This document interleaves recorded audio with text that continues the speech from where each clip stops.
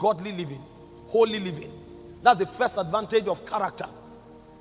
In Psalm 24 verse 3, it says, who shall stand upon the mountains of the Lord? Who shall ascend his holy hills? That means, who will God give the opportunity to wield the scepter of authority? Who will God give visibility over a generation? Who will God give control of a people? Who will God allow authority to impact a generation? And the Bible began to tell us. He said, him that is of a clean hands, him that is of a pure heart, that have not lifted up his soul in vanity. That means, if your hands are not clean, if your heart is not pure, if your heart is not in brokenness and humility, he said God will be the one resisting you. That is why you may have all the creativity, but nobody will know you. That is why you will have all the words, nobody will know you. That is why you have all the invention, nobody will take advantage of it. Because he said, if it's God, for God to exhort you over a generation, for God to give you authority over a generation, what God looks at is not what you can do, it's who you are. Is your hand clean? Is your heart pure?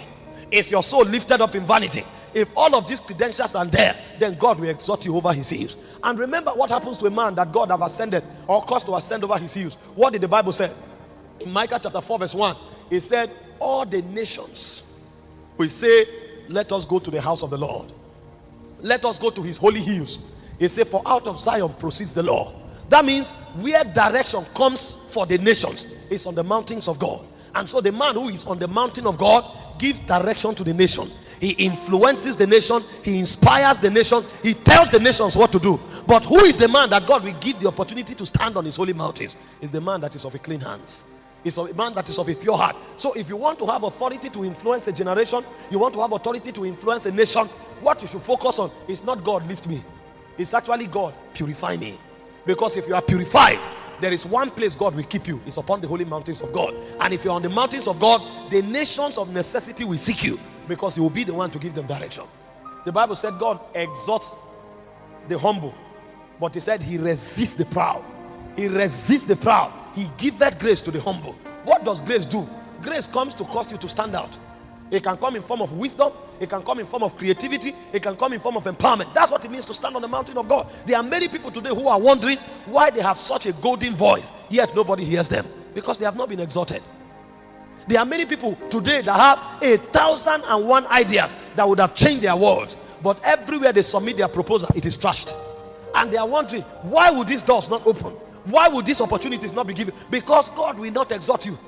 God will only exalt you when your motives are pure. God will only exalt you when your hands are pure.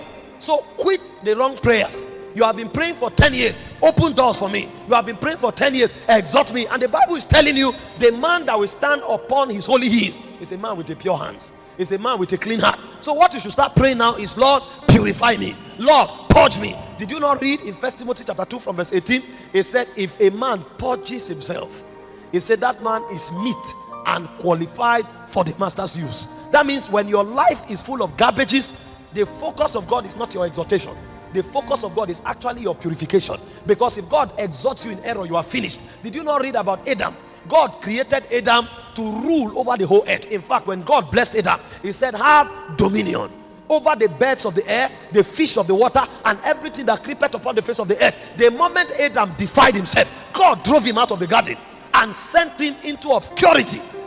Why would God send a man designed to rule over the earth into obscurity? Because if that man is exalted in error, he will be eternally condemned. There are most of us today that the level of money we should handle, God himself is the one stopping us from handling it.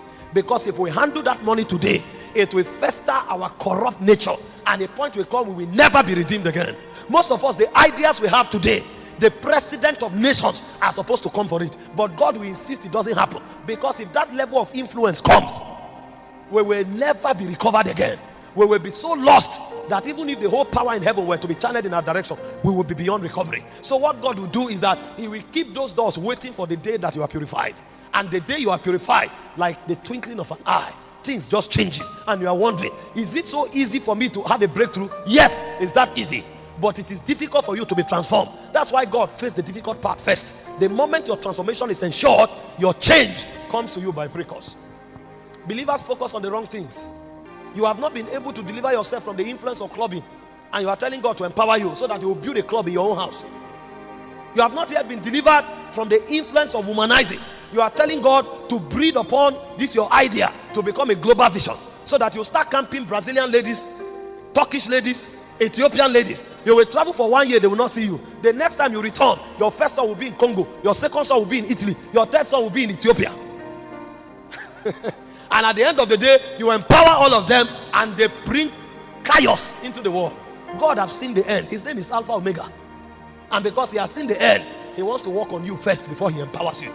Because the man that will stand upon the holy mountains of God is the man that is of a pure heart. You know, people see the men God uses in politics, in ministry, in commerce, and they are wishing they should be the one. Go and find out how God dealt with those men. That's why now that they have been exalted, those things mean nothing to them. You are seeing the car they are driving. You are seeing the suits they are wearing. That's what's motivating you. Those things mean nothing to them. In fact, those things are camouflage. They need to wear them because of where they are operating.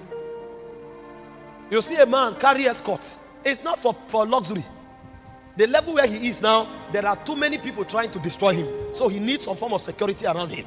But in your loftiness of mind, you'll see the military escort as prestige. And then you are seeing yourself, you will go nowhere. When you meet that man, what troubles him night and day is how the lives of people will be changed. When you see him come up with an invention, it's not because he's looking for money. He's thinking of better ways of improving the lives of people. And the more he thinks on these things, the more ideas come to him. But somebody else is looking for the next innovation that will make him the youngest millionaire. Vanity upon vanity. Vanity upon vanity. That's why we go nowhere. When your motives are purified, God begins to empower you. Number two, when your motives are purified, God begins to give you creative ideas. Most of the inventors today, they were not thinking invention. They were actually thinking of improving the lives of humanity. So somebody see people trekking, riding on horses for 2 months to get to a location, and is wondering, how can human beings get to their destination faster? How can human beings be saved from the peril of the crisis of having to travel long distances, going through deserts? And as he's there thinking, he looks at a bird and he said, birds fly. Is it possible for metals to fly? And on the strength of that, ideas began to come. What he's trying to deal with is the problem of transportation, not just to be called another inventor. And as those things burden him, it triggers into creativity. But you will never think like that until you are purified. Because if you are not purified, you will keep thinking self. And the more you think self, the smaller you become. So creativity is one of the byproducts of those who are purified. Because when they are purified, they quit thinking themselves, they start thinking others. And the moment they start thinking others, things begin to open up for them. Let me give you an instance of certain men in scripture. And then you see the level of power and creativity they walked in. The first man is Daniel. In Daniel chapter 6 verse 5, the Bible said, in Babylon, which is a nation of corruption, it said they could not find an occasion against Daniel. This is a man living in the belly of corruption. And he was not just living in one corner. He was a prime minister. He was an active politician. But they said they could not find an occasion against Daniel except in his consecration to his God. What level of purity is that? In fact, in Daniel chapter 1 verse 8, the Bible said Daniel proposed in his heart that he will not defile himself with the portion of the king's meat. So it was not something happening by coincidence. It was a deliberate stand taken by Daniel. I am in Babylon, but I will not be corrupt by Babylon. And 2 verses after, you will hear that Daniel and his friends were 10 times better than their peers. They entered an overwhelming level of mental power that they were 10 times. And their peers are not people reading books. These were astrologers. These were witches. People that had a spiritual advantage because of purity. The Bible said Daniel and his friends became 10 times better than them. That means any thought these men have, Daniel was already 10 times ahead. Any idea they have, Daniel is 10 times better. What kind of mental power is that? It was born out of a proposition that they will not defy themselves. The reason our generation is going backward is because corruption and decadence is taking the center seat in our hearts. Have you not noticed? Go to the universities today, you hardly find people having breakthrough in different aspects of science, in different aspects of education. Why? Because our campuses today is being replaced by fornication and immorality. So the kind of mental power people had in those days is no longer there.